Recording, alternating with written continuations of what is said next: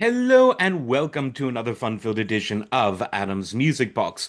Now, as some of you know, Genesis, and I think it was 2022, most of the members of the band sold all of their rights, publishing and master rights, to Croft Recording, a company that deals with artistic rights management, the management of master recordings and publishing when the artists no longer want to. It was a big payday, not for all of the members of the band, but it was for Tony Banks, Mike Rutherford, and Phil Collins because Steve Hackett decided to retain his share and Peter Gabriel decided to retain his share. Here's why I actually think this might be a good thing for fans. The fact that three out of the five famous members of the band decided to, sell out, as it were.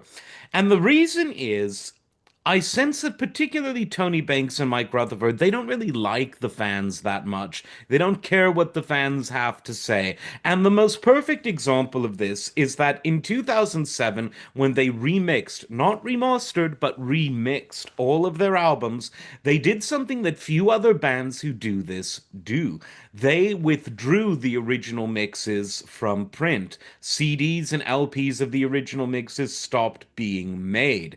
The streaming services no longer had the original mixes, and according to Tony Banks, they never will. And according to Nick Davis, who is such an overrated engineer, they will as well.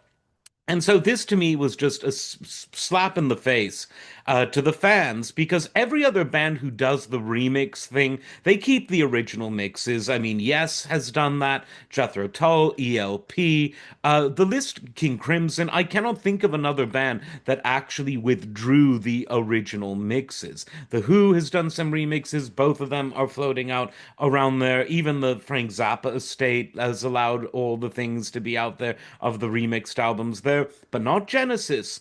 And again, I honestly think Mike Rutherford and Tony Banks just don't care about the fans, and that's okay. Their job is to be musicians, not to manage the fan club. Phil Collins, I think, is just totally a different in a different space these days.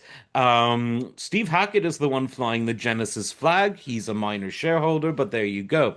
But this is why I think it's good that, a lot of the members of the band sold their rights away because companies that are only in the business of making money from the music they own, not in the business of making an artistic statement, nor in the business of proving a point, the way that Tony Banks and Mike Rutherford sometimes are, they might just give the fans what we want as a means of making money. And what is it that the fans want? Well, we want all of the original mixes remastered by a great engineer on all of the streaming platforms. That's one of the things we want.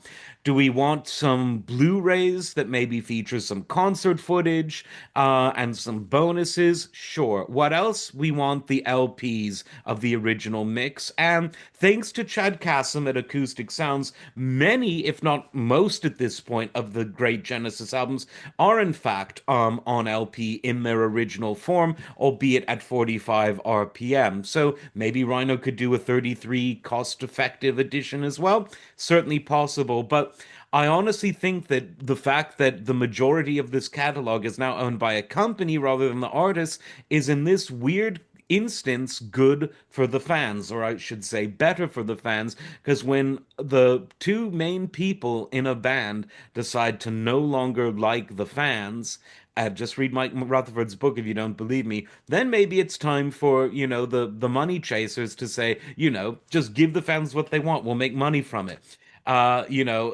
Necessity being the mother of invention after all. That's at least what I think. Let me know what you think. And as always, like, subscribe, and we'll see you next time.